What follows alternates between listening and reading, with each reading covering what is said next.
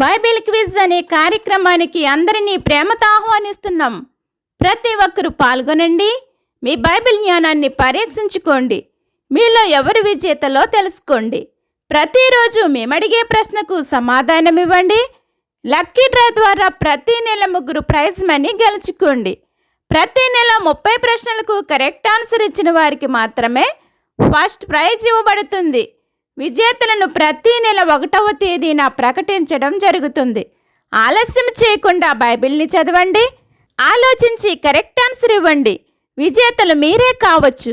ఈరోజు మన ప్రశ్న 26వ ప్రశ్న, రామతయింసోఫీము పట్టణపు వాడు ఎవరు? ప్రశ్న మరొకసారి, రామతయింసోఫీము పట్టణపు వాడు ఎవరు? మీ ఆన్సర్ని స్క్రీన్పై కనిపించే నంబర్కు వాట్సాప్లో పంపించండి.